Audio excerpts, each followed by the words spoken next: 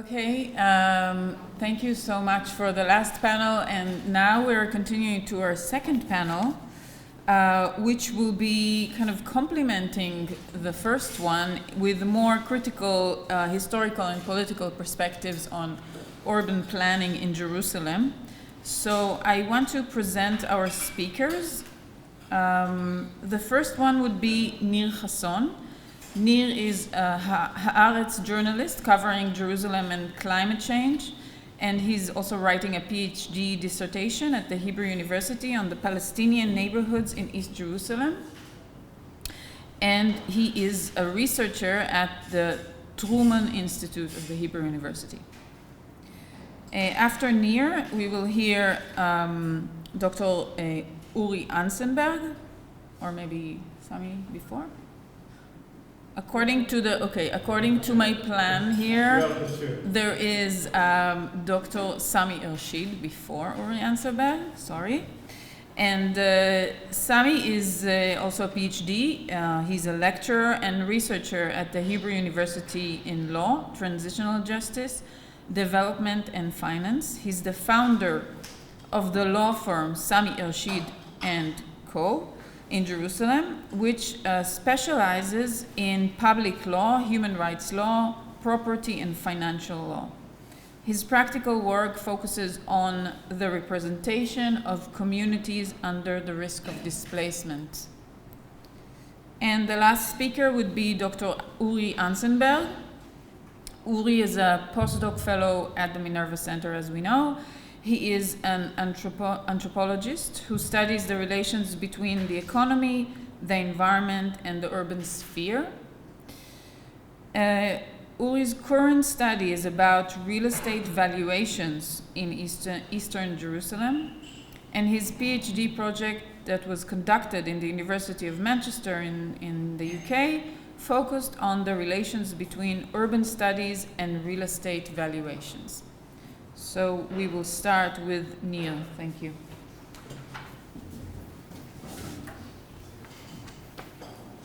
Hi, thank you. I will switch into Hebrew. I have the talk in Hebrew, and I asked the AI to translate it for me, but I don't trust him, so sorry.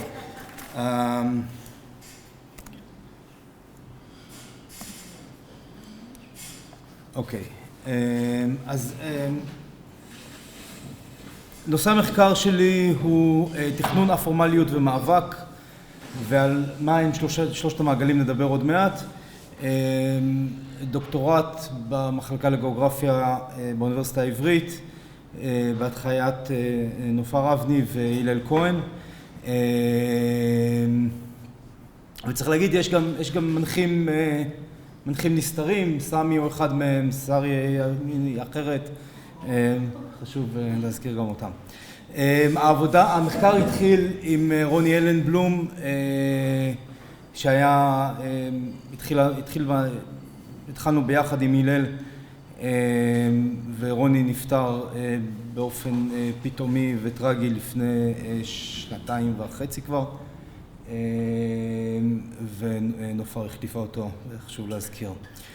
אוקיי, שאלת המחקר שלי היא איך נוצר הנוף הזה? איך נוצר הנוף של מזרח ירושלים, ולמה הוא נראה ככה, ולמה יש את ההבדלים הניכרים בין סילואן, בית חנינה וכפר עקב, למשל. אפשר לתת עוד דוגמאות. מה הם הגורמים, מה הם השחקנים שמעצבים את הנוף של ירושלים המזרחית. אני לא חושב שצריך להרחיב בקהל הזה על חשיבות הנושא הזה. אני חושב שאין עוד נושא, אולי מלבד אל-אקצא, ואני גם לא בטוח, שעומד, שתורם למתח בין הרשויות הישראליות לבין התושבים הפלסטינים, יותר מהנושא הזה של תכנון ובנייה. ממש בימים האחרונים, ממש אתמול, שלשום, קיבלתי את רשימת, הצלחתי להשיג מהעירייה רשימה של אלפי צווי הריסה שניתנו בירושלים ב-20 שנה האחרונות. מספיק לחשוב על זה שבכל רגע נתון יש אלפי צווים בתוקף. זאת אומרת, יש אלפי משפחות שיש להם איזשהו צו מעל הבית. עכשיו, יכול להיות אפילו סיכוי גבוה שהצו לא יבוצע בסופו של דבר, או ייקח המון שנים עד שיבצעו אותו, אבל די בכך שהצו נמצא מעל הראש בשביל לחרב את חייה של המשפחה שגרה בבית, ותחשבו כמה אלימות וכמה מתח וכמה סבל וכמה עוני הדבר, עצם קיומם של הצווים האלו מעל ראשם של כל כך הרבה ירושלמים תורם לעיר. אני חושב שלא צריך להסביר את החשיבות של הנושא הזה. אני לא אתייחס היום מפאת קוצר הזמן למסגרות התיאורטיות, אני רק אגיד שירושלים המזרחית היא לדעתי, ואני לא חושב שקשה יהיה להתווכח עם זה, המרחב הבלתי פורמלי הכי גדול בין הירדן לים, וזה כמובן חלק מתופעה גלובלית של מרחבים בלתי פורמליים. אני כן אזכיר את המונח מרחב אפור, מרחבים אפורים של אורן יפתחאל וארז צפדיה בהמשך. באמת הקהל הזה לא צריך זה בדרך כלל הקדמה לקהלים אחרים, אבל בקיצור תולדות ירושלים המזרחית. ירושלים המזרחית כמרחב פוליטי נוצרת כמובן ביוני 67, בניגוד למה שככה מלמדים אותנו בבתי ספר, זה לא שירושלים היא עיר שאוחדה לה יחדיו, זאת אומרת שלקחו את ירושלים המזרחית הירדנית ויחדו אותה עם ירושלים המערבית כמובן, זאת אומרת זה מה שנקרא האמת, אבל לא כל האמת, שכן השטח שסופח לעיר הוא פי 10 יותר גדול מהעיר הירדנית הקטנה, וסרטוט הגבול עם האצבע הצפונית המפורסמת כדי לתפוס את שדה התופעה עטרות, ועם שטחים מאוד נרחבים מהגדה המערבית שסופחו לעיר, אבל זו הייתה ההחלטה הפחות דרמטית מבין שתי ההחלטות הדרמטיות מאוד שהתקבלו ביוני 67, וההחלטה היותר דרמטית היא מה יהיה מעמד התושבים שמתגוררים בשטח הזה. בעיניי זו החלטה שמעצבת, שעיצבה את הנוף של ירושלים המזרחית לא פחות מהבולדוזרים ולא פחות מהמתכננים. וההחלטה היא לתת מעמד של תושבות זמנית על פי חוק הכניסה לישראל, חשוב להדגיש, זאת אומרת, מבחינת החוק הישראלי, תושבי הפלסטינים של ירושלים הם 70,000 תיירים ירדנים, אני חושב שזיאד אבו זיאד ניסח את זה ככה פעם, 70,000 תיירים ירדנים שנכנסו בוקר אחד לישראל והתיישבו בה ביוני 67, כי זה חוק הכניסה לישראל, הם נכנסו אלינו, זה לא שאנחנו כבשנו וסיפחנו והפכנו אותם לחלק מהמדינה, אלא הם החליטו משום מה להיכנס לישראל ולהתיישב בהתיישבות קבע. יש, כמו שאתם יודעים, כל מיני הבדלים בין תושבות לבין אזרחות, הצבעה לכנסת והתמודדות לראשות העיר, ואין לך דרכון ואתה צריך ויזה לכל מקום, ויש כל מיני דברים, אבל הדבר החשוב ביותר שתושבות והזכויות שנגזרות מתושבות זה דבר שאפשר לקחת ממך, בניגוד לאזרחות שאפשר, אבל זה הרבה הרבה יותר מסובך. אז רק דוגמה אחת היא מקסימה קפקאית ומרתקת בו זמנית, אז זה הסיפור של משפחת בדרן בכפר עקב, שאולי מסביר איך השילוב הזה של הגבולות עם המעמד של התושבות מייצר את הנוף הירושלמי, המזרח ירושלמי. אז בני הזוג בדרן, אנשים מבוגרים, מקבלים מכתב ב-2007 מביטוח לאומי, שהזכויות שלהם בביטוח לאומי נשללות כי הם לא תושבי ירושלים. הם מערערים לבית המשפט, לבית הדין לעבודה, בית הדין לעבודה שולח מודד אליהם הביתה, המודד חוזר עם המפה שאתם רואים כאן, שמגלה ש45.8% מהבית נמצא בירושלים, ו54.2% מהבית נמצא בגדה המערבית, וקו הסיפוח עובר באמצע הבית. בית המשפט אומר, קו הסיפוח, 54% נמצא בגדה המערבית, רוב הבית שלכם בגדה המערבית, אתם לא יכולים לקבל את הזכויות, מה שנקרא מרכז חייכם אינו בירושלים, אתם לא יכולים לקבל את הזכויות בתור תושבי ירושלים. הם מערערים לבית הדין הארצי לעבודה, ואומרים, אוקיי, זה נכון, אבל אנחנו אנשים מבוגרים, ויצא שהמיטה שלנו נמצאת בחלק הירושלמי של הבית, ורוב היום אנחנו נמצאים במיטה, ולכן אתם צריכים להתחשב בנו שכן רוב היום אנחנו ירושלמים, סיפור אמיתי לגמרי. אומרת המדינה, מה שכתוב למעלה, לא ניתן לקבוע כלל לפיו דווקא חדר השינה הוא מרכז חייו של אדם בביתו. מדוע לא חדר המגורים, חדר האוכל או המטבח? מה בדבר האפשרות לשנות את מיקומם של החדרים? האם מצופה שהמשיב, ביטוח לאומי, ייאלץ לבדוק נתונים אלו? יש על כן לקבוע כלל אחיד בעניין הזה, והוא הכלל שקבע המשיב, כלל העונה בקנה אחד עם הגיונם של דברים, ולפיו בחינת התושבות ומרכז החיים לא תעשה אלא על ידי בחינת מקומו של הבית כלפי הגבול. זאת אומרת, אומרת המדינה, אנחנו לא, ואם מחר תזיזו את המיטה לצד השני של הבית, מה נעשה? לא נדע שעזבתם את ירושלים, אתם לא יכולים לקבל זכויות, ובית המשפט מקבל את העמדה הזאת, ובאמת שולל את הזכויות. הערת שוליים קטנה, לפני חצי שנה, אתה מכיר את הפסק דין שהתקבל בסור בהר? שמערער על פסק הדין הזה, כי זה פסק דין מדהים, שמנתח את רוחב הקו, הוא טוען שרוחב הקו הוא בערך 50 מטר, גיאומטרית, ואז הבתים נופלים בתוך הקו והקו לא חוצה אותם. אבל זה אני צריך להוסיף למצגת הבאה. כן, השתמשו במפה של אחד על... לא, כי המפה... כן, ב-67. המפה ב-67. זאת אומרת, גודל הנקודה... לא, כי הנקודה של הקואורדינטה היא אחרי 6 ספרות ולא אחרי 8 ספרות, אז גודל הנקודה הוא, לא יודע, 50 מטר, ואז הרוחב, בקצור. ובית ניצל מהריסה בגלל הדבר הזה בסור בהר. anyway, כמו שאתם יודעים, המאמץ התכנוני העיקרי של ממשלות ישראל מ-67 היה לבנות כמה שיותר שכונות ליהודים כדי לייהד את ירושלים. עכשיו הדברים על השולחן. באמת, כשיצאתי לדוקטורט אמרתי, אוקיי, זה בטח יהיה נורא מסובך למצוא מסמכים וראיות לזה שהדמוגרפיה והגיאופוליטיקה היא זו שעומדת בבסיס ההחלטות שמתקבלות. זה נורא פשוט, זה פשוט בפרוטוקולים. כאילו, יש פרוטוקולים פשוט שמדברים על זה שאי אפשר לבנות, או צריך לבנות יותר ליהודים כדי לחזק את הרוב היהודי, ועדיף לא לבנות יותר מדי לערבים כדי שהרוב היהודי לא יקטן. זה באמת פרויקט עצום, אולי מהפרויקטים הגדולים ביותר שמובילה מדינת ישראל, של בניית השכונות הענקיות של מזרח ירושלים, כמה מהן יותר גדולות מכמה מהערים בישראל, כן? פסגת זאב, רמות, גילו. והפרויקט העצום הזה נכשל כישלון מוחלט, כי כמו שאתם רואים בגרף, שיעור הפלסטינים בירושלים רק הולך וגדל מ-67 עד היום, מ-25% לבערך 40%. איך זה יכול להיות שבזמן שאנחנו לא בנינו אף שכונה ולא הרחבנו, כמו שראינו על עיסאוויה ועל וולאג'ה, לא אפשרנו לשכונות הקיימות להתרחב?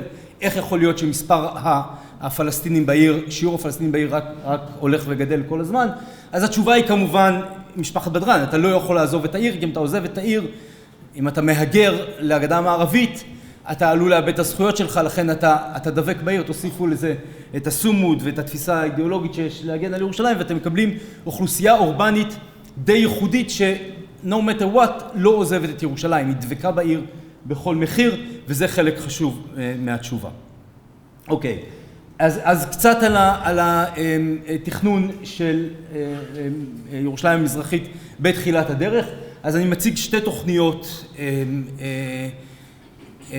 מאוד חשובות, אני חושב, בשנים הראשונות. הראשונה, תוכנית ע"מ9, שהיא התוכנית של האזור שסביב העיר העתיקה, מכריזה על הגן הלאומי סובב חומות ירושלים, וכמו שאתם רואים, צובעת את רוב השטח של חלק גדול מהשטח של מה שהיה ירושלים הירדנית, צובעת אותו בירוק, עם הגבלות בנייה מאוד מאוד מאוד נוקשות.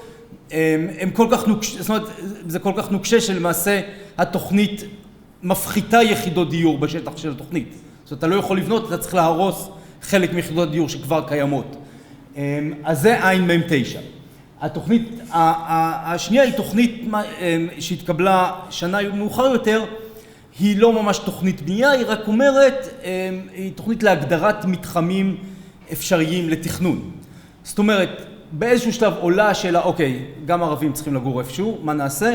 אז בואו נמצא מתחמים הם יהיו בעתיד לתכנון מפורט, אבל בינתיים אפשר לתת להם היתרי בנייה מתוקף סעיף 77-78 לחוק התכנון והבנייה, שמאפשר לתת היתרים ככה, כאילו מעין זמניים כאלה.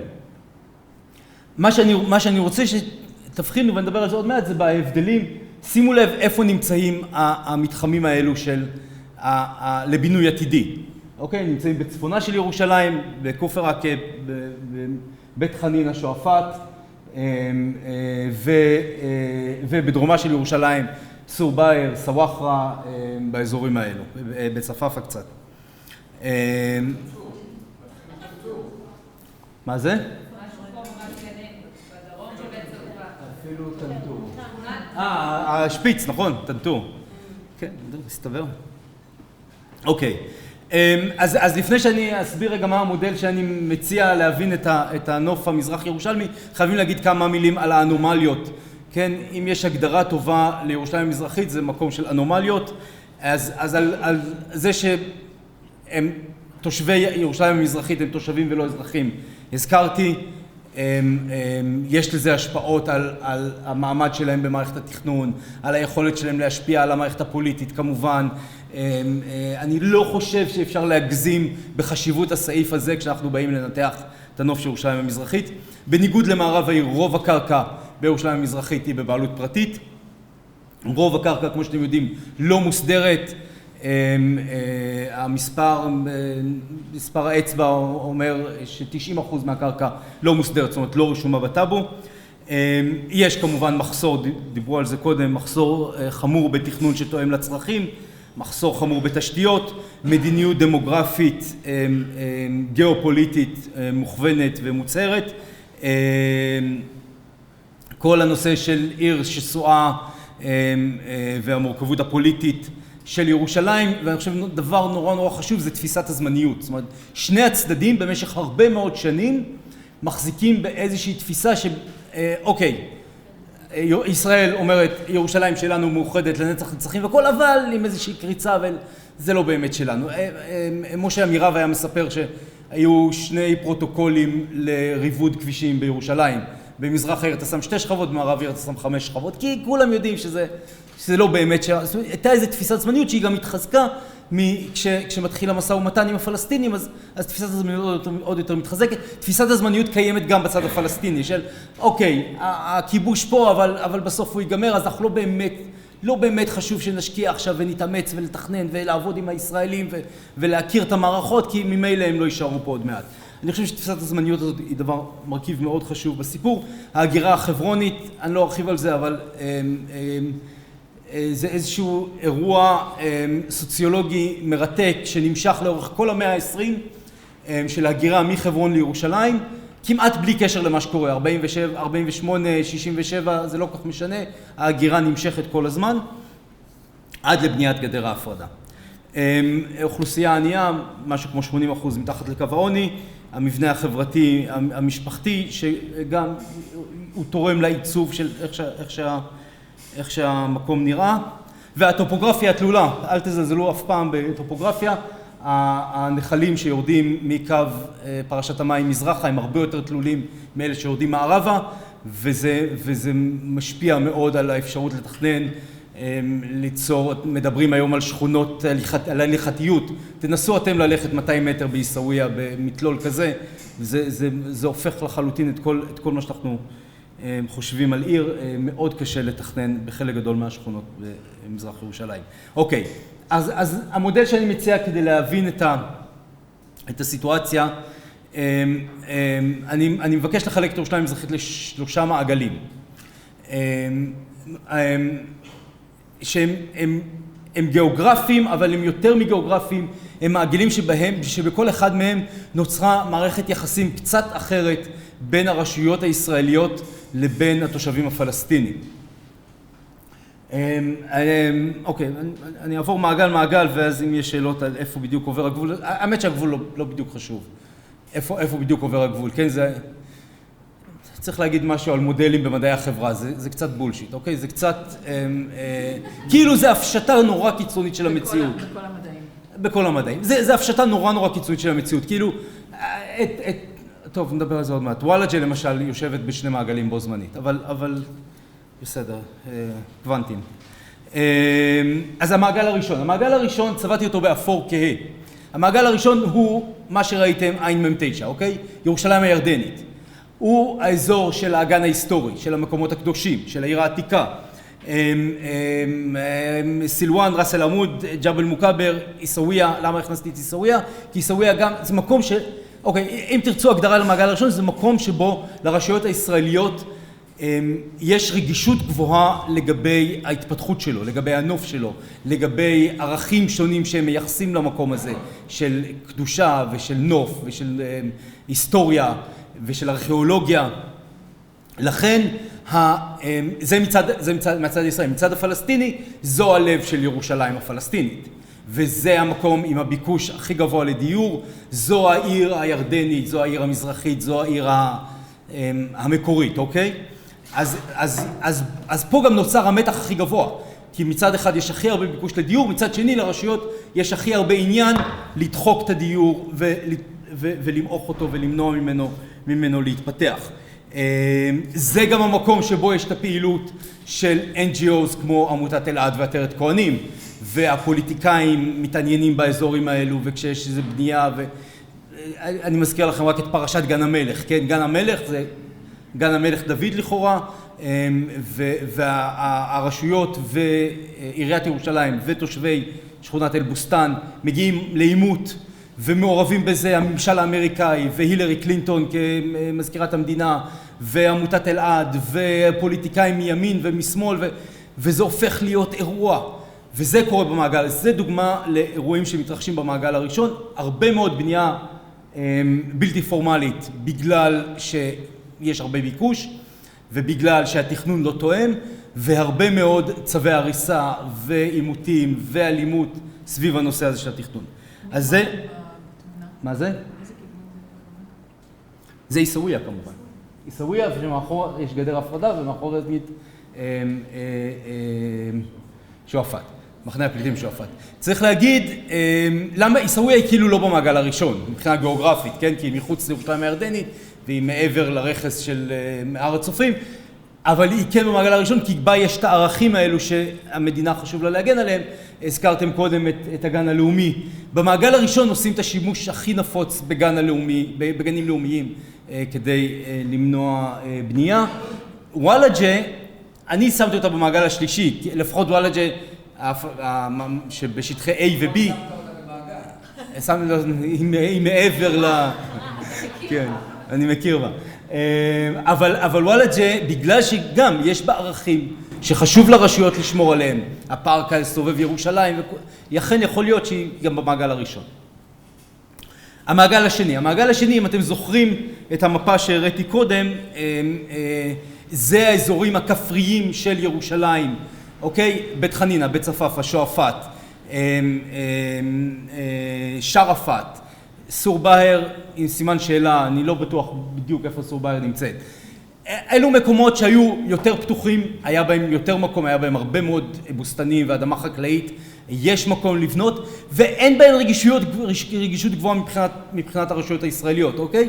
אז אנחנו יכולים לאפשר קצת, ואנחנו באמת רואים שבאיזשהו שלב, בערך מתחילת שנות ה-2000, קצת משחררים. לא צריך להגזים, עדיין הרבה מאוד בנייה בלתי פורמלית, והרבה מאוד הריסות, ובמיוחד לא צריך להגזים בכל הנושא הדמוגרפי. זאת אומרת, אנחנו מאפשרים בנייה לפלסטינים, אבל אל תגזימו עם העניין הזה של לגור, אוקיי? בדיוק עכשיו, לפני משהו כמו חודשיים, הוועדה המחוזית ביטלה תוכנית לשכונה גדולה, שהייתה אמורה להיות ממש השכונה הראשונה שתוכננה מההתחלה ועד הסוף בבית חנינה, תל עדס מה שנקרא. עכשיו זה לא, אנחנו כבר לא בשנות ה-70, אז זה לא לגמרי על השולחן, אבל זה ברור לכולם שזה מתחת לשולחן.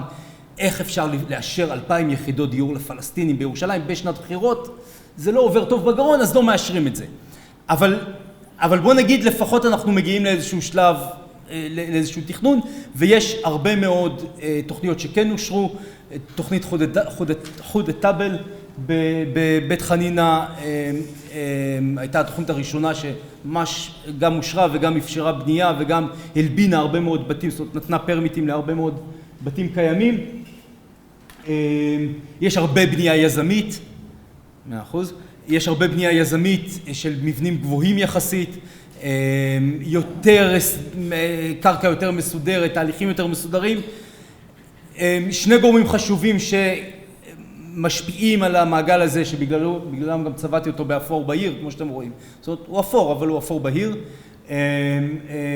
אחד זה ערביי 48. במעגל הזה חיים, גם בבית צפאפא, גם בבית חנינה, חיים הרבה מאוד ערבים, אזרחי ישראל מ-48, שהם איזשהו גורם קישור בין הרשויות הישראליות לבין התושבים הפלסטינים. הם במינהל הקהילתי, הם עורכי הדין, הם המהנדסים, והם מצליחים לעשות את מה שהפלסטינים, הירושלמים, לא תמיד הצליחו או שלא התקבלו טוב במערכות. יש להם את ההון התרבותי, אם תרצו, את הכוח, את השפה, לעשות את מה שהפלסטינים הירושלמים לא תמיד הצליחו. ונושא נוסף זה, שוב אני חוזר לטופוגרפיה, איכשהו יצא ששני האזורים האלו, גם בית חנינה וגם בית צפאפא, הם בטופוגרפיה הרבה יותר נוחה, יותר מאפשרת, ולכן אנחנו במעגל אפור בהיר. המעגל השלישי הוא המעגל שמעבר לגדר ומעבר לחומה, שהוא זה באמת, זה א-פורמליות על סטרואידים, זה באמת אירוע אורבני מטורף שלא מוכר בעולם המערבי, של שכונות שלמות, כמעט ערים שלמות שבנויות ללא תכנון, לגובה רב. בדרך כלל מדברים על 15 קומות, פשוט כי זה האורך הסטנדרטי של משאבת בטון, בלי תכנון, בלי פיקוח על הבנייה, יוצרים מרחבים סופר אלימים, סופר בעייתיים להנגשה ולתשתיות, ובאזורים האלו חיים יותר מ100,000 אנשים. זאת אומרת, אנחנו מדברים על אחד מכל 3 פלסטינים ירושלמים שחי באזורים כאלו. שוב, תחשבו כמה אלימות וכמה בעיות וכמה לחץ המגורים באזורים כאלו מוסיפים לעיר. עכשיו, בניגוד למה שככה לתפיסה המקובלת, אני חושב שהמעגל השלישי הוא לא תולדה חדשה של אחרי גדר ההפרדה. תמיד הוא היה קיים, תמיד משפחות פלסטיניות גרו מעבר לגבול המוניציפלי, בביר נבאללה, בבית ג'אלה, באבו דיס, באל-עזריה, בהרבה מאוד מקומות, בעזעים, מעבר לגבול המוניציפלי, והם חלק מהעיר. זאת אומרת, למרות שהם מחוץ לירושלים, הם חלק מהעיר, והם תפקידים כחלק מהעיר, ויש פה איזשהו משחק של סיכון מול, זאת אומרת, איכות חיים מול איזשהו סיכון שאתה לוקח. לגבי הזכויות שלך, מה שקורה כשישראל מקימה את גדר ההפרדה, אני אגיד את זה באופן מאוד גס, העשירים חוזרים חזרה פנימה כדי שלא לקחת סיכון על הזכויות שלהם וכדי שלא להכביד על החיים שלהם מעבר לגבול. אז העשירים חוזרים חזרה פנימה, מחירי הדיור בירושלים עולים, ואז העניים יוצאים החוצה אל האזורים האלו, אל כפר עקב ואל מחנה הפליטים שועפאט שנמצאים מעבר לגדר ההפרדה. ומחירי הדיור שם מאוד נמוכים. זה המהלך שקורה בתחילת שנות ה-2000. מתכננים, פקידים ברשויות הישראליות מאוד לא אוהבים לדבר על המעגל השלישי, כי זה מרגיש מעבר לכוחותיהם, אין להם שום יכולת להתמודד עם זה, אבל זה חלק מאוד חשוב מהסיפור. מה השארת בלבן? איפה לבן? מה? שכונות יהודיות. כן, אז אני חוזר עוד פעם למפות שהראיתי קודם. אז הטענה שלי היא שהמעגלים האלו נוצרו מ-day one, זה לא משהו חדש. מתחילת שנות ה-70 יש התייחסות אחרת גם של הרשויות וגם של התושבים למרחבים השונים בתוך ירושלים המזרחית, וזה חלק חשוב בלהבין למה העיר נוצרת כמו שהיא נוצרה, כמו שאנחנו מכירים אותה היום. אני רק אסיים ואגיד אוקיי, טוב, שכחתי את זה. אלו נתונים שלא הספקתי לגמרי לאבד, אבל אפשר להראות את זה גם סטטיסטית. אז זה מפת היתרי הבנייה, איפה שיש אדום זה יותר היתרים, ואיפה שיש צהוב זה פחות היתרים. אז תגידו לי, רגע, אבל יש 2 אדומים בתוך המעגל הראשון. ואז אני אקח אתכם ל-GIS ואני אראה לכם ש2 אדומים בתוך המעגל הראשון זה ההתנחלות נוף ציון בג'בל מוכבר וההתנחלות מעלה זיתים בהר הזיתים. בתוך המעגל הראשון אין אדומים, זאת אומרת אין בנייה מרובה. מצד שני תראו את מפת ההריסות, את צווי ההריסה, זה ממש נתונים שקיבלתי בימים האחרונים, אז לא הספקתי ממש לנתח את זה, אבל במפת ההריסות אנחנו נראה, השערת המחקר שלי, שנראה הרבה יותר הריסות במעגל הראשון ופחות הריסות במעגל השני שהולך ועובר איזושהי לגיטימציה, איזשהו תהליך. זהו, בסוף צריך להגיד שהנוף של ירושלים המזרחית הוא מייצג את המבנה הפוליטי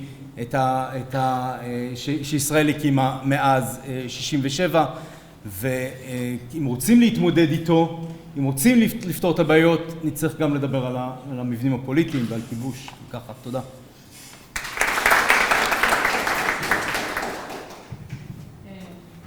תביא לעצמי את המים.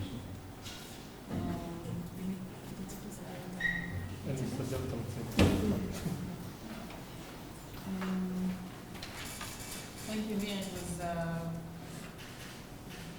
very interesting, and also maybe just a quick note that Thank you.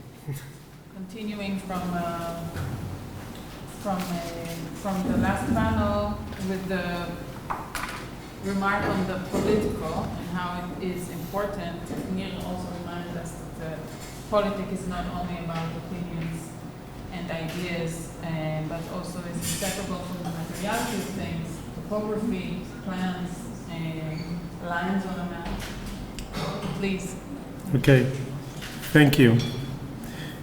Thank you for organizing this event. It's very important, and thank you, Nir, for the very deep presentation. It makes it easier for me because it's always, when starting talking about Jerusalem, it's tempting to start talking about before 1967 and before 1948 and all the policies, and always there are new layers to explore in the planning policies in Jerusalem, and usually just to make the introduction takes more than 30 minutes, which is double the time that I have to do. So thank you very much, Nir. You make it much easier for me just to jump and focus on one end of Jerusalem, which I want to talk to you about today.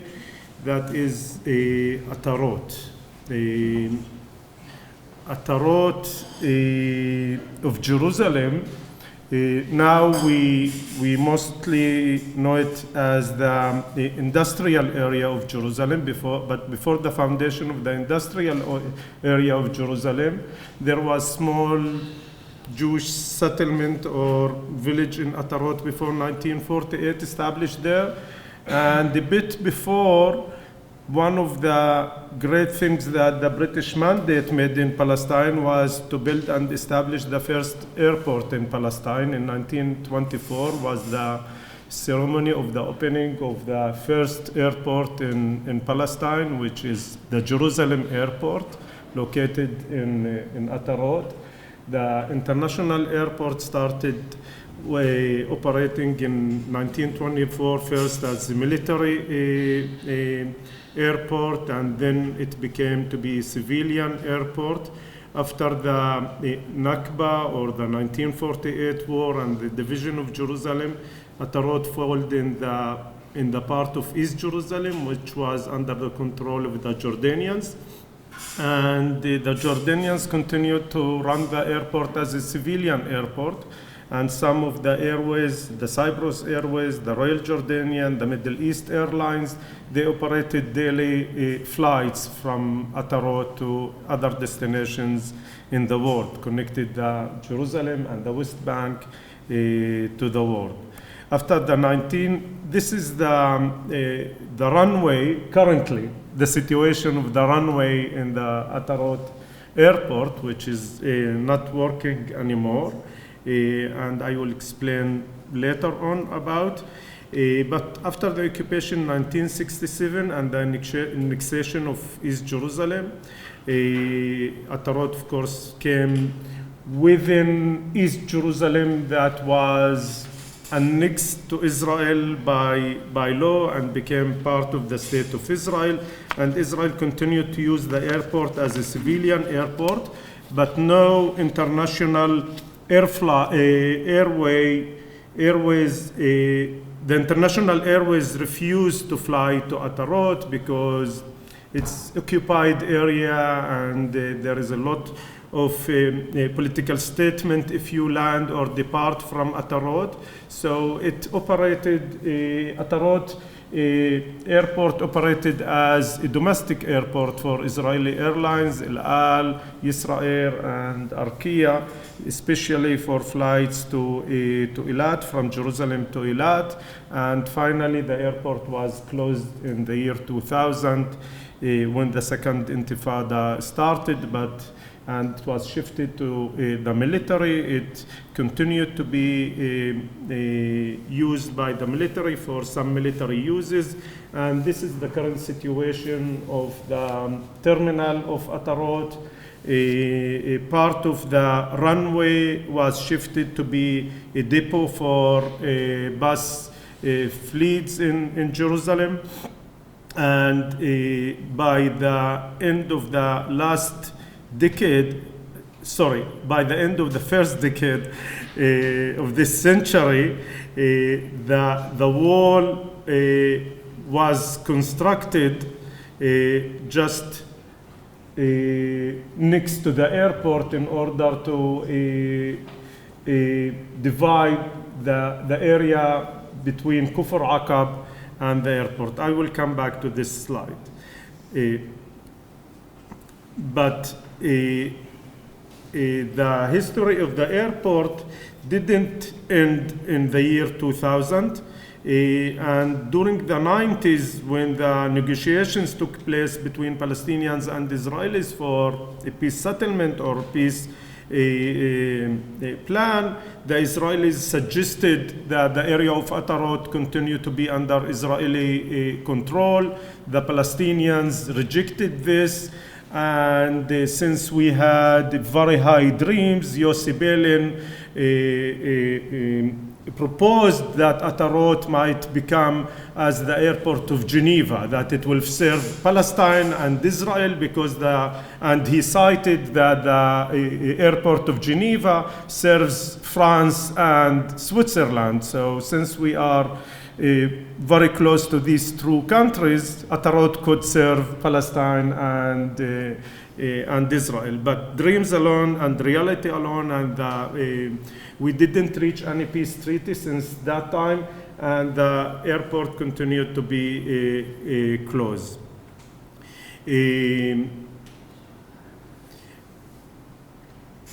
Next to Atarot, the very closest, the most closest neighborhood, Palestinian neighborhood, is Kufr Aqab.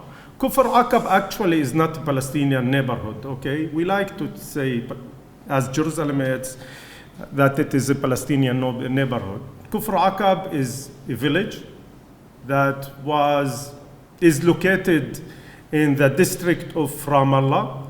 In 1967, in the map that Nir showed previously, it was annexed to Israel under the Israeli law, and it became part of Israel. So since then we call it Kufr Aqab neighborhood in North Jerusalem.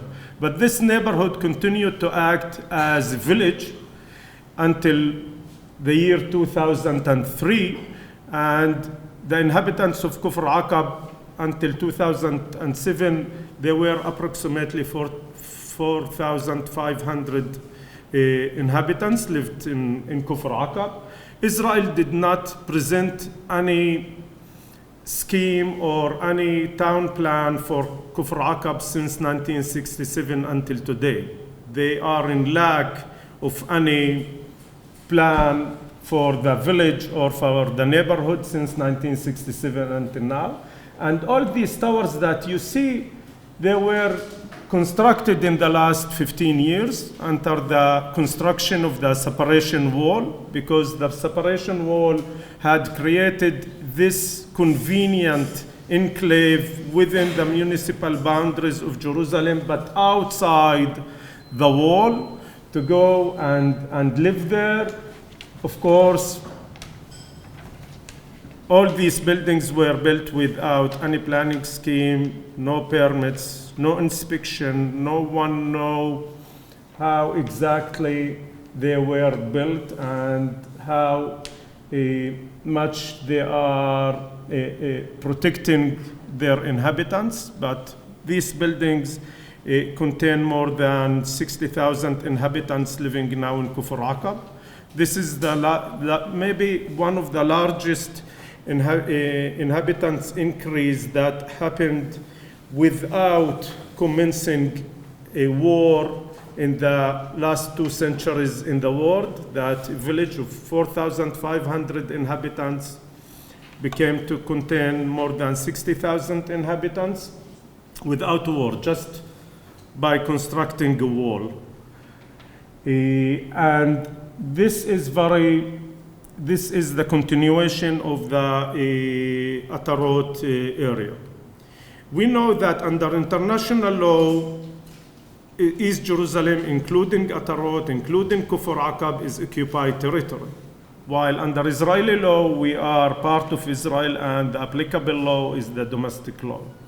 So this is maybe the chance in this seminar to propose something new and try to find a way how we can shift the planning power to the community rather keeping it within the hands of the occupying power. 6 minutes for a whole theory. Okay. After this long introduction, so I will make it quickly, but currently we are in a situation that the Israeli authorities, after the closing of the airport and the freeze of its activity, and also we know it's a very important place, they proposed a plan to build their new Israeli settlement, a new Israeli neighborhood expansion in Jerusalem. And this plan was proposed and presented to the committees. And my friend Nir Hasson reported 2 years ago in Haaretz that the plan was freezed because the pressure of the Biden administration, which is very frequent thing to happen in Jerusalem. I mean, if you want to freeze a plan, so you ask the United States administration to freeze the plan, and if you want to freeze the demolishing order, you do the same. This is very unique in Jerusalem, but it's familiar thing.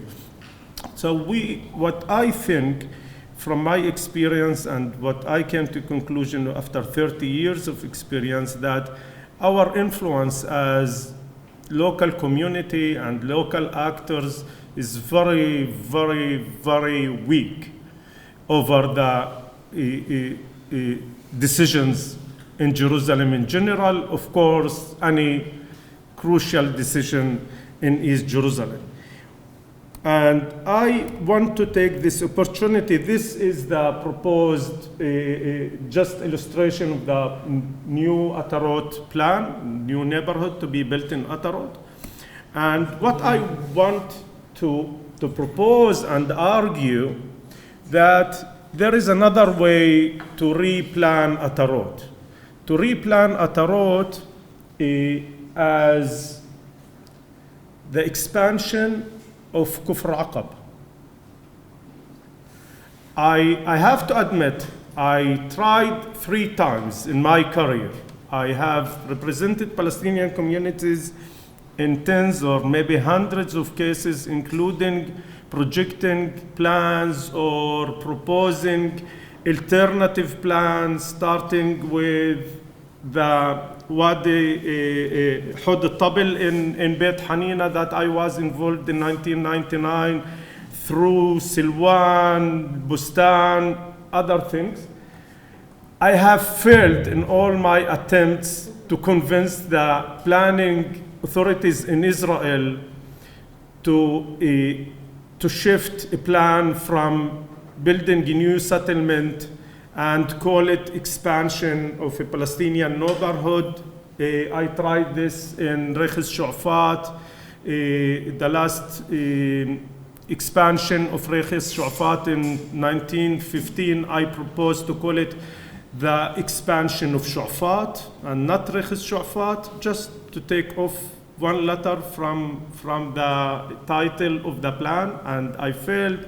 I tried it in Bet Safafa to call the plan of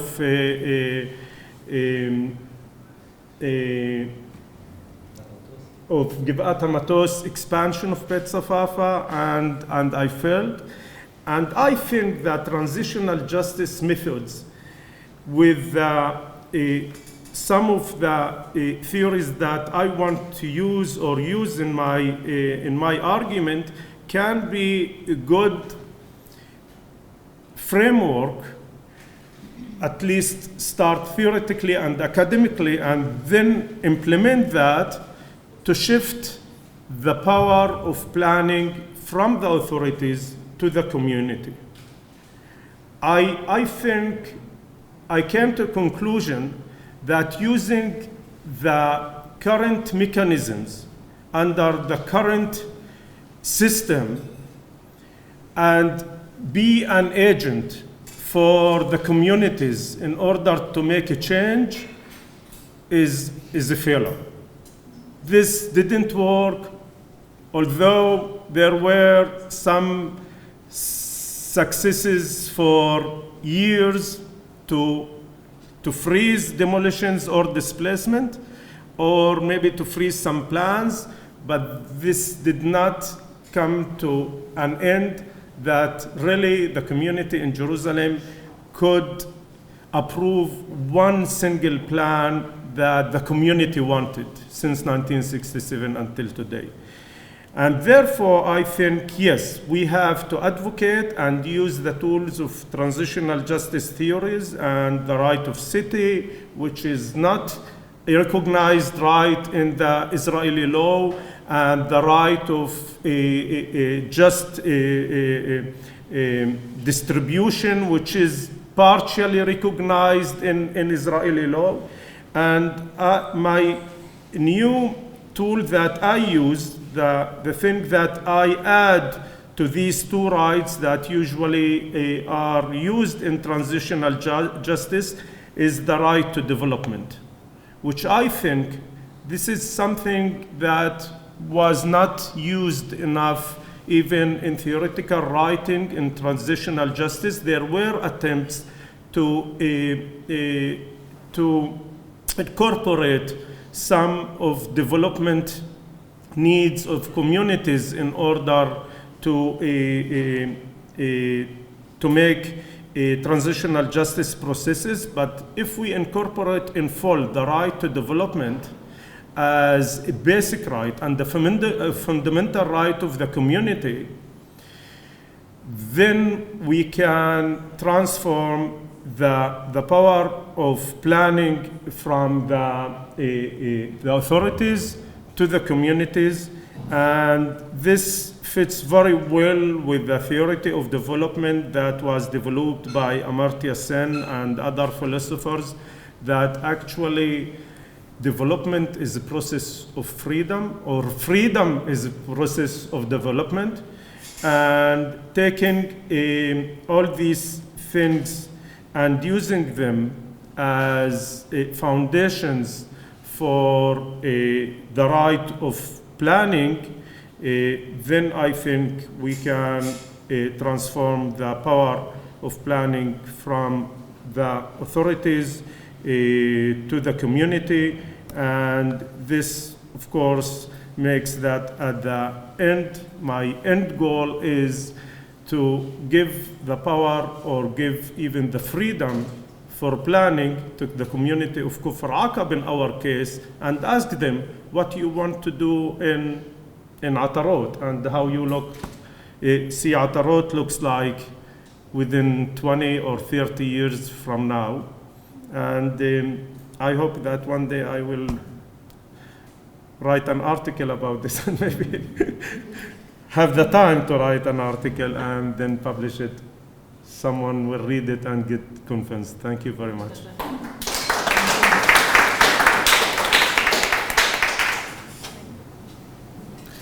So this is a slightly different perspective of East Jerusalem, which is I find unique and gives a lot of insight about everything that we were talking about so far.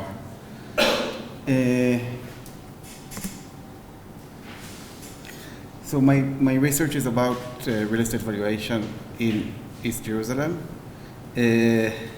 I study lots of types of valuations in all circles, but this presentation will focus on what you call the second circle mostly, and about valuation of issued by the council as against or taxation purposes for the residents who issue construction permits. Council, you mean municipality? Yes, municipality. Just to give a brief overview of my work and how it's related to this project. My previous research was about real estate valuation and urban planning in a general or in a more neoliberal, I call it normal setting of the Tel Aviv real estate market, under the assumption that the development become more and more private and urban planning is built upon economy and the work of appraisers who participate in planning. The new project, which is not that new anymore, trying to take my study from the PhD into what I called, very provocatively I said, from a normal setting of Tel Aviv, which is like supposed to be a normal neoliberal city that developers build, into the non-normal reality of East Jerusalem. And little did I know when I started the project how big the differences are, and it's very mind-blowing it was for me to understand that. I think I can jump over the overview of East Jerusalem. So practically I interviewed 30 real estate appraisers. Some of them represent the Jerusalem Council, some of them represent the Palestinian residents, and about a third of them are arbitrators who judge between the resident and the council. I also analyzed more than 100 arbitration reports, etc.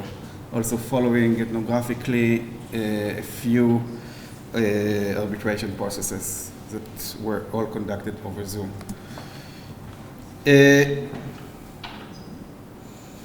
So what I found in, for me it was revealing, as you talk, Nir, about how difficult it is to trace the history of planning of East Jerusalem. So all this valuation, you have thousands of them, actually tell, when I hear your presentation, I can say that they tell a similar story.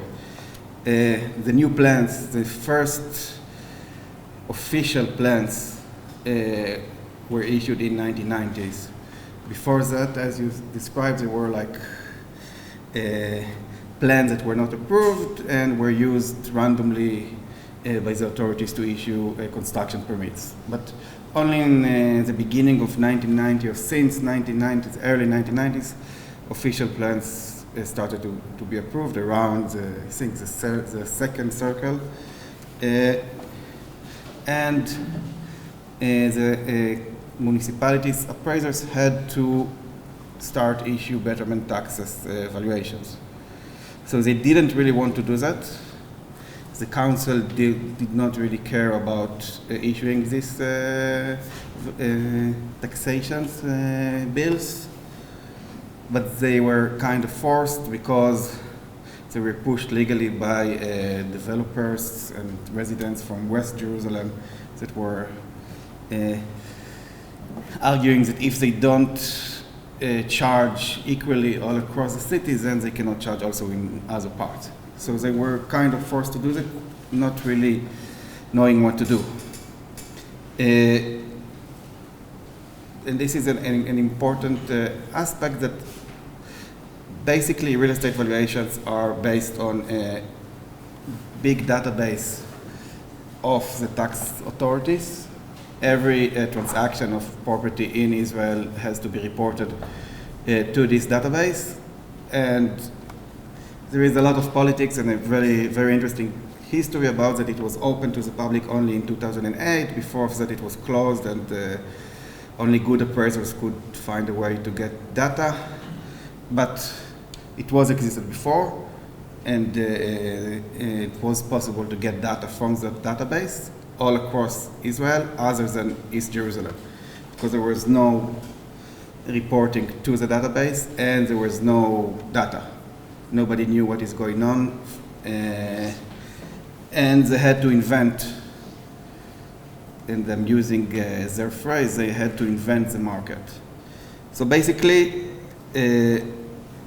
what happened, a few decisions like that. One of the decisions was that to decide arbitrary, assuming that nobody else knows better. And this is very straightforward. Nobody can counter-argue these kind of arguments. That the ratio between East Jerusalem and West Jerusalem is similar to the ratio between Naseret and, I'm not sure how to call it now, Satellite. So this is like a Jewish city next to a Palestinian city, and there is higher values in the Jewish cities. So we're just gonna use the proportion and adjust it and do some other stuff and create values for East Jerusalem. Other things that were done were to see what is a basic income of typical East Jerusalem residents, and some other investigative works, data that was half reliable or more or less reliable. There is a lot of debate about that, and to come into just basically to produce the numbers. Nobody was able to argue because there was no other data, and one of the what they wanted, the appraisers, were actually that they will be argued. So they thought that if we are completely wrong, they're going to take us to court, and then they have to show us real numbers and to show us the contracts, etc. But nothing happened, basically, and that was established the numbers from the early 1990s as the numbers, as the true numbers, as the real numbers that, as we're going to see, are still used today. Today there are hundreds of betterment taxes bills every year, as for every construction permit there must be issued a bill, and I'm not going to go into the how betterment taxes bill work, but they go back to the original date of construction permit. So all of them, and you can find it very clearly in them, are still using the numbers that were developed in the early 1990s, and a few other steps since then and before then, that all of them were kind of produced in a similar manner. So, why 50% in arbitration? Sorry?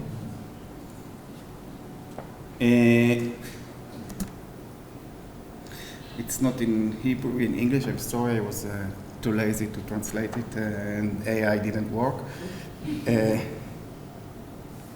So basically, you can see everything here. What they do, if you open a random arbitration now, you see that there is a copy and paste process.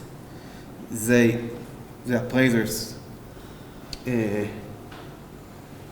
don't do any appraising work. They don't have the database. It's still not really existed. And they just base the valuation on earlier arbitration. And if you go to the earlier arbitration, and I did it many, many times, you see that it's based on earlier arbitration. It can go back 20 arbitrations until you find the numbers that were produced in the 1990s or some other way. So basically, it's just a replica of arbitrations that are, it's very sophisticated because it's specific for every area in the city, and there is a lot of connection and a lot of copy and paste and different ways that it's being done. But basically, it's just numbers that were somehow produced and then copied and pasted for 20, 30 years, one time after another. Other problems, because valuations, as I'm sure all of you know, are not only about the value. You have the basic value, which this is like the most important part, but then you adjust it according to according to many issues, how much parking there is there a lot of sound, etc., etc., etc., etc., etc. This is a lot of what the appraisers do, is trying to push the value towards the direction according to these signals that they found. So in East Jerusalem, this is the only place in Israel that appraisers were permitted not to visit the properties because of the security situation, so they don't see anything, they don't see the sound, the smell. I've seen a lot of reports about valuations that were conducted on the wrong property because they use online systems to see the house, and then there are a lot of mistakes. They don't know what are the construction costs because it's like a big mystery for them. Do they pay taxes? How much would you pay for the cement? Everything is unknown.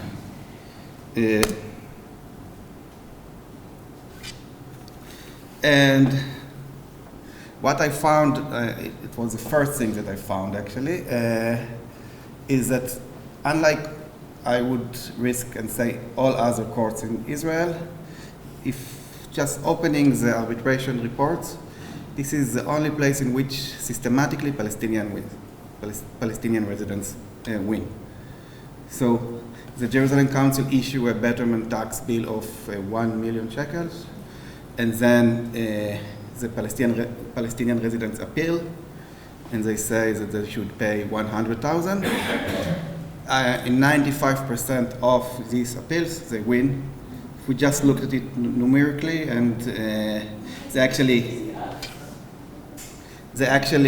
can reduce the taxation by, I would say, 80% averagely.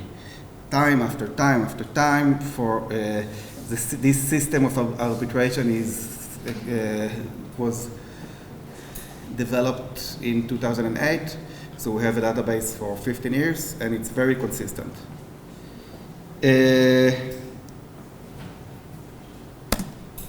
Why is that? Why is that? So I'm gonna show you a few quotes of Palestinian appraisers, Jewish appraisers, and arbitrators to explain. But basically, okay, so I'll explain shortly, and then I'm going to read the quotes. The data, so as we said, real estate valuation have to be dependent on data. The data is either missing or very low.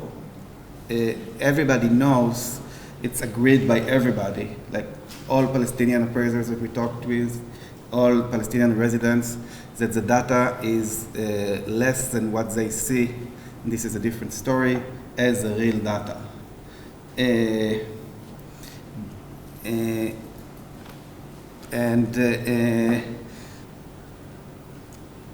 arbitrators and the municipalities appraisers just don't have anything to do. They don't have any other concrete matter or anything to work with because of the regulation, because of the way real estate valuation works, which is supposed to be a scientific process that actually takes real data and produce numbers using them in very concrete and specific ways all across the universe. Basically, there is the international valuations standards that they have to be applied in East Jerusalem and in New York. It's all based on this and similar types of data, and they don't have anything to do. So, I'm going to read the Palestinian appraiser quote, and it's very typical. They are very well aware of what happens, and that they pay much less than what is perceived to be the real value. It's a different story, what is the real value. The official taxes bills from the Jerusalem Council state that the cost per meter is 900 shekels. However, based on my own evaluation, I believe it to be 3,000 shekels. This is a Palestinian appraiser. As an appraiser, my primary objective is to minimize the betterment taxes bill for my client, even if it means deviating from my personal assessment of the cost per meter. Therefore, I will declare the cost per meter to be 700 shekels. So they know that it's actually 3,000. The council asked for 9,900, and then they would say, no, it's actually 700. But it's all across the board. They would even admit it in front of the Jewish appraisers that this is a game, and we know that we are winning anyway, even if you get 100% of your demand. The Jewish appraiser is the one who represents the council, not the arbitrator, who some of the arbitrators are also Palestinians. They have a very different discourse, but they still admit in the same underline. We are being taken advantage of in the most egregious way, but we have no means to fight back. We are left with no data, no contracts, and no information. Everyone is suffering as a result, including the Jerusalem Council, the Israeli tax authorities, and the Israeli National Insurance. Palestinians are able to construct large complexes and pay significantly less in taxes than a Jewish person would for a simple renovation, such as converting a balcony into a room. This is a form of reverse discrimination. This is how they call it. In many of the interviews, we were asked, should we call the Mossad, the secret security forces services into this arena, because like maybe you can, as researchers in a Jewish institution, do something, because we have no idea what happens, and it's a work for the security services. I think I have 10 quotes of mentioning the security services and other similar, because they have no clue, and they are really frustrated, and they go to the arbitration court with these low numbers that they don't believe in. I'm just going to read this because it's a punchline. The arbitrators, who are they represent the Israeli legal system, whatever was left from it, and they're supposed to be unbiased. So basically what they do, they know that the issue low betterment bills. They know that what the issue does not reflect what they see as, what everybody see as reality. They know that there is this kind of reverse discrimination. However, and this is not a quote from an interview, it's a quote from a verdict that was written in a verdict. They say, you have entered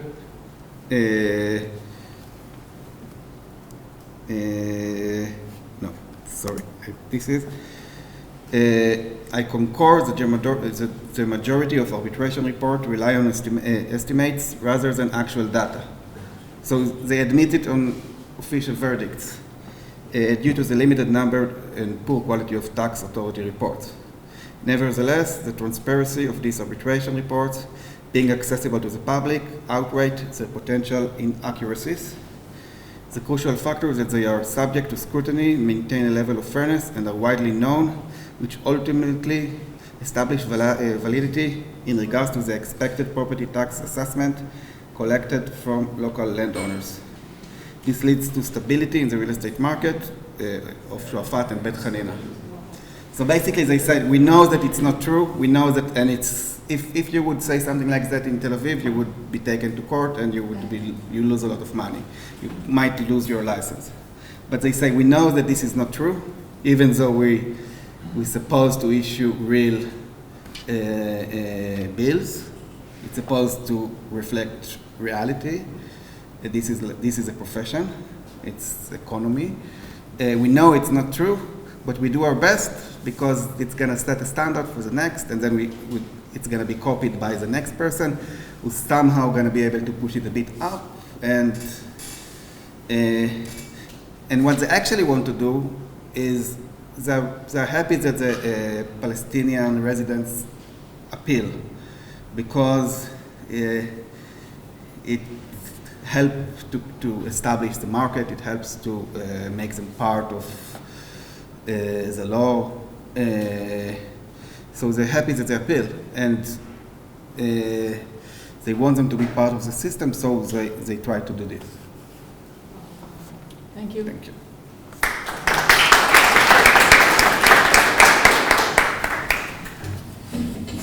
For our speakers. We would like to take some questions. We don't have much time. And you need a microphone.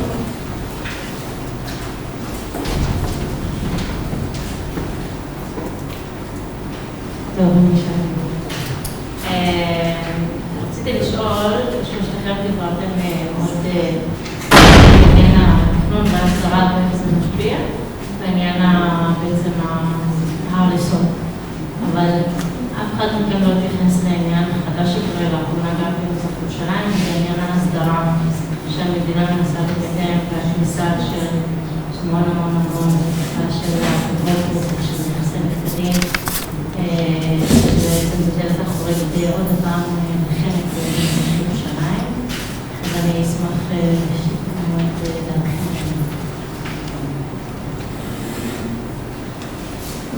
Enough, and then Sally. And there was another one. So thank you for three really excellent presentations. I enjoyed the presentation, I learned a lot. And I think that Uri's research actually creates an interesting twist in the discussion so far. Because the discussion so far actually says, let's have planning rights, let's promote planning programs, let's think about the more serious in regards to rights. And I think that what Uri is actually telling us is a different story, that Baladan, or whatever, has its own value.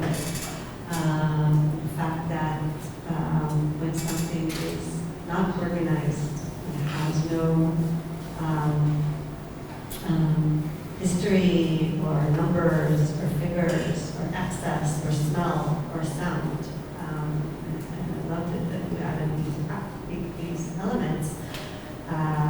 It can actually benefit society.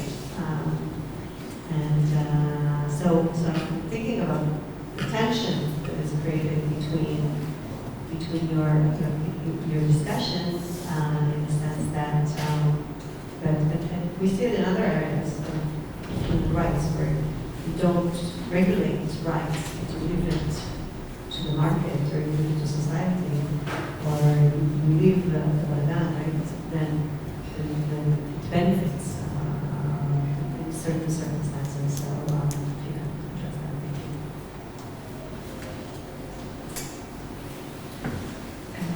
Thank you.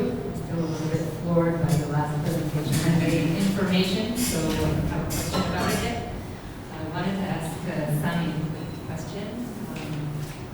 I think that in continuation to what we were trying to present about how basically every new settlement in a Jewish Israeli neighborhood in Jerusalem can be seen as also land Israelis, but in the eyes of anybody with a little bit of sense. Specifically, I'd be interested to hear a little bit more about if there's, are you telling us that there is some kind of local group that's thinking about proposing an alternative here, or is it an alternative that it is still an idea? And I just wanted to point out the stark difference between the two images you showed about the sort of lack of any innovation and the picture of the settlement. It looks like a place you would not want to live, and just the image you showed that reminded me of something in the newspaper from a few weeks ago about thinking of the place as a place that you want to live in, that also addresses issues of environment and solving existing problems while creating a neighborhood that would maybe be really a livable place.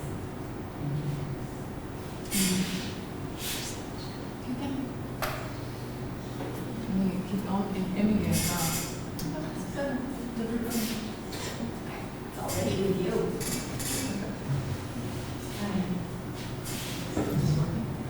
Thank you. That was astonishing. Those 3 lectures. We were just having a conversation last week in the urban planning university about what is the role of theory and what does research do, and very quickly came to the kind of theory, the kind of research that we love is theory and research that helps us see the world differently. And each one of your 3 presentations did that. And thank you hugely. I think my question feeds on to Einat's, but it may even be more to Sami and Tanir than it is to Ori. Is that level of balagan a good thing? What does it prevent us from doing? What do we need real numbers for doing? And I know Ori and Sami and all of you have been in touch with Michal Breyer. I just wasn't going to hear her presentation previously. She's exactly working on what you asked, Mr. about land registration land. How do we get from the lack of land registration to building permits, and from building permits to construction? And for that, my assumption is we need decent data on costs in order to get financing. But maybe you see that differently.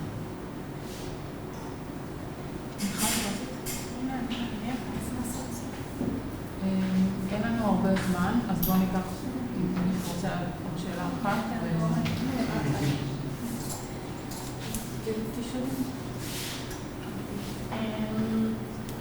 So I think it really feeds on the previous questions. I really like the connection, Sami, you drew on between the need to think about planning rights, the right to the city, in dialogue with transitional justice, and it's continuing some of the debates we were having in the previous panel as well. I think perhaps transitional justice allow us, when we're thinking about planning, to connect the past and the present and the future. And you're providing a really interesting framework to talk about the future. So I sort of wanted to ask all of you, these little moments of winning, how can we maybe build on them? How do you see that evolving in the future? And Sami, if you could say more about this idea that you have and how to bring it forward. And Nir, how are these 3 layers that you showed us that are really fascinating to understand linked to the maybe past pre-67, but also can help us envision a different future? אנחנו כאן ליאורה, הערה האחרונה, ונהיה לכם כמה דקות להגיב לעשות אינטגרציה מכל הקולות האלה. So I think I switched places with Einat now to add to the discussion the language of transitional justice. I was thinking, as I was thinking about Uri, about you call it reverse discrimination. They call it, or affirmative action, we can say, but what does transitional justice adds to it? We know the concept of reparation, and in a sense, and we see it a lot in African Americans in the United States, that, okay, for years we were discriminated in permits and so forth, so what is due to us? So if you see it in every individual, it looks like lying and cheating and so forth, but if you look at it from with a historical perspective, and with this you begin to see it as a different kind of mechanism beginning to pay for our huge debt there. So I want to think about the private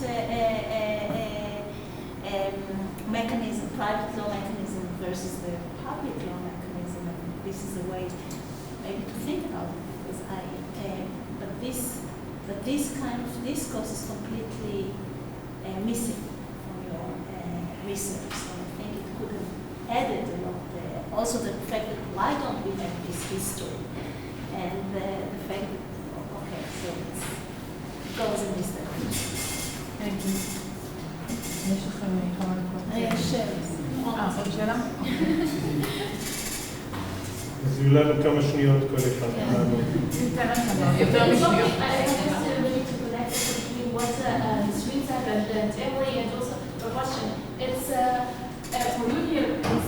What are the criteria that you take in making pieces as like the gray and the dark and the gray, these three levels? What are the criteria that could be? Have you looked about also the land registration of the relations and also the building permits? Is there to add the layer of land registration also there? And what are the criteria that you say it's not that clear why it's in this category, why it's in another one? So if you can just a little bit explain on this. אני אקח 5 דקות לתשובות. אז תנסו בקצרה שכולם Okay. Thank you for the excellent questions and comments. I will try to combine and make it very short. First of all, I'm here. I know that most of you know me from in other positions, but here I'm in purely academic position. And my whole presentation is purely academic, something that I just sat with myself and thought about and wrote. There is no civil movement, and there is no even one single movement of one person in this direction so far. I hope it will happen, because things start with ideas, and maybe we can develop things. I want, regarding the questions of you, Emad, and Ms. Reen's question, and also in connection with the presentation of Uri. First of all, in East Jerusalem, we are not in regular market. We are in irregular market, in extraordinary situation. I can give you an example. You know that the prices of flats in East Jerusalem since the beginning of this year had raised in more than 30%. How do we know that? I tell you, because no one makes this research and checks, okay? And this not because of the demand, it's just because one decision last year, the municipality of Jerusalem and the Ministry of Justice to freeze opening new building permit files in East Jerusalem. Did you know that since July 2021, there were more than 228 files that were closed without a permit, and only 4 files were opened in the municipality of Jerusalem for permits in the whole East Jerusalem. So this is not a marketplace that also the frustration of Israeli advisor. I wish for them just to shift for one day and be in the chair of the resident of East Jerusalem and enjoy the low prices of building in East Jerusalem.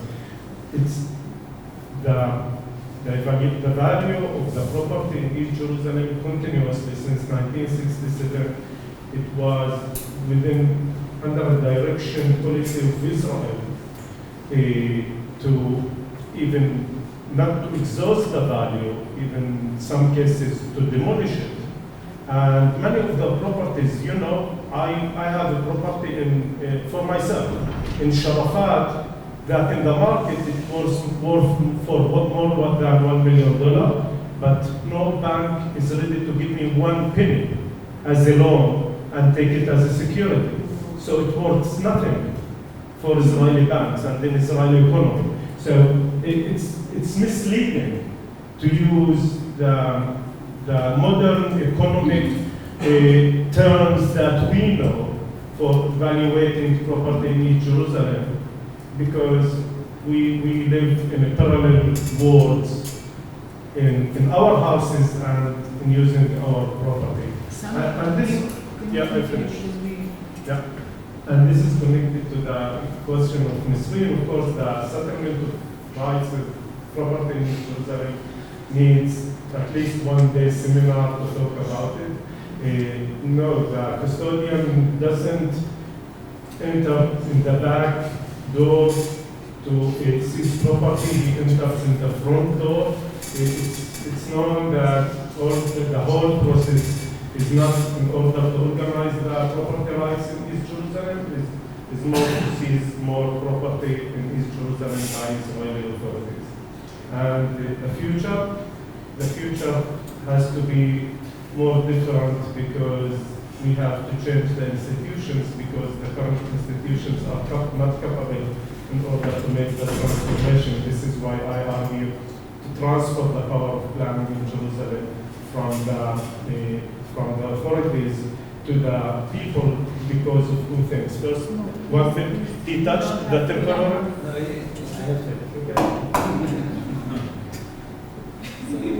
Sorry. No, it's okay. In the break, we will talk In the about it.